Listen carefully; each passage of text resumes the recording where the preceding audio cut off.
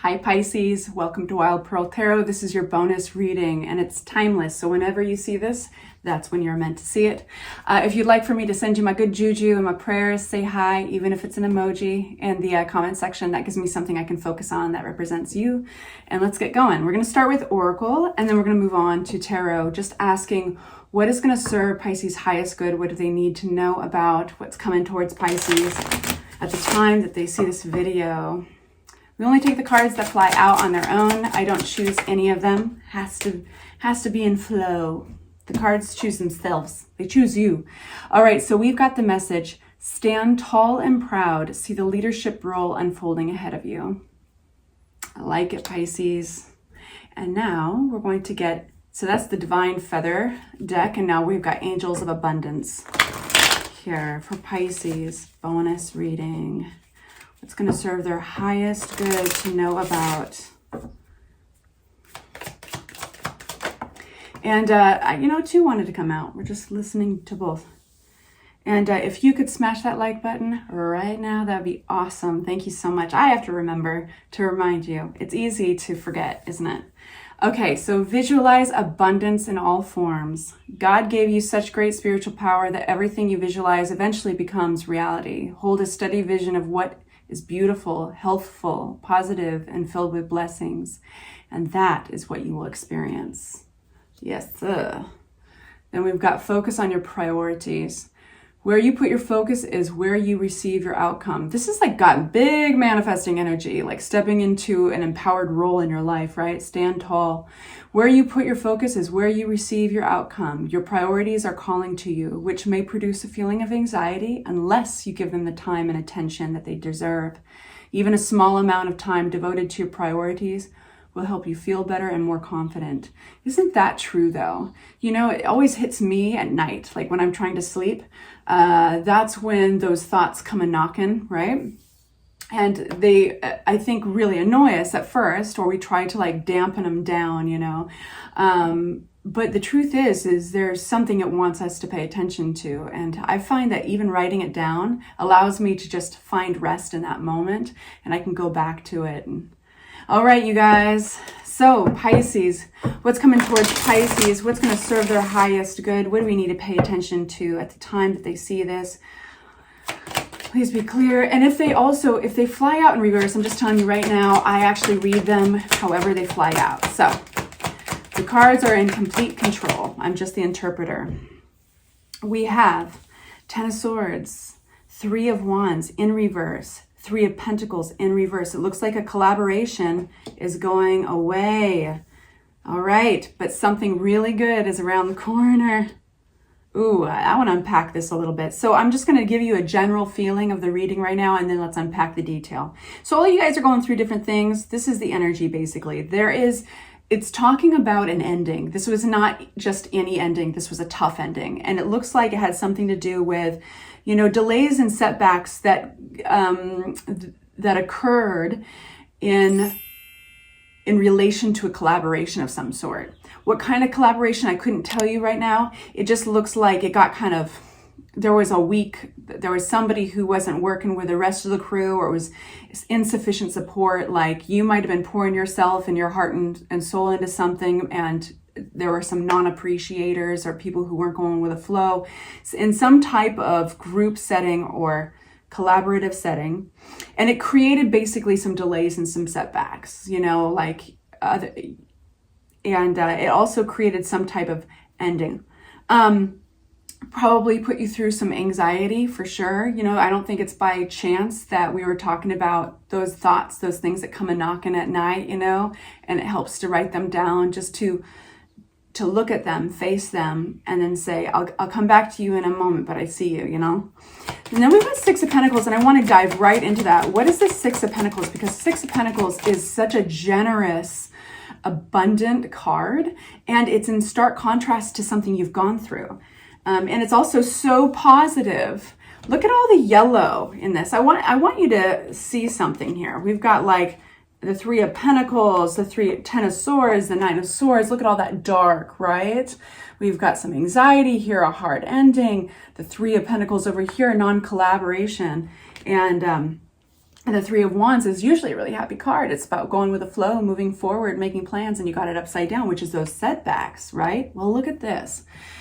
We've got some kind of generosity coming towards you, and it's going to help you along in this very new path. This is a fresh start.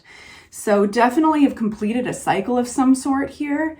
Let's ask a little bit more about this fresh start. The Fool energy is so exciting. And make sure they're upright. Yep. It's like, this is a place where I can feel the manifestation energy. It's where things are still kind of liquid and they haven't formed into specific plans yet. And it's there's a spark in the air. And so it's the very beginning of change. And you're very powerful at this time, Pisces. Like, your thoughts become things type of powerful. I think you're going to be a little bit picky too in what you're manifesting. I think you're going to be highly tuned to those negative thoughts when they come up, and I think you are going to be very powerful at like seeing those negative thoughts and pushing them out of the way to make room for the things you do want. There's something that this whole fresh start is in light of something that you've thrown yourself into, and you're really at the fork in a road, right? So this pause, and this pause is so important for perspective. It's very quiet within that pause. And I feel like if you're looking specifically for solutions somewhere in your life, this is where you can kind of just focus on the pause. The simple act of going quiet and allowing space to look at your thoughts. You're going to be surprised at the solutions and the thoughts that drop in, right? So it's basically allowing yourself to channel. Because you do have some pain and distress attached to something you've put a lot of time into, and it probably has something to do with this collaboration thing. And so you're going to be picky moving forward in how you shape your future. You do have this Six of Pentacles, could be an act of charity, somebody giving you a gift, or even a gift of money, a donation. I don't think you see this coming. I think that it's going to be really helpful for you. There we go, 10 of Cups with the Moon. Whatever you're going through right now, Pisces, it's turning out better than you realize. And why do I say that? It's because we're getting this fork in the road with the Three of Swords. That's some heartbreak, distress, upset. And it feels like it's in the past. Why? Because we're getting this bright future that you're headed towards. So they're almost linked arms in a sense, or related to each other. I don't want to say linked arms because it suggests that like one thing is coming along with you and you don't need this ending coming along with you. But we carry our experiences to a certain extent. And so because of that recent experience, you're going to have some serious perspective during that pause, the fork in the road, where you look at everything that you've put into something and now how you want to apply yourself to putting your energy into your future. And it works out. We've got this beautiful 10 of Cups coming out with the Moon. You don't see this. And it's almost,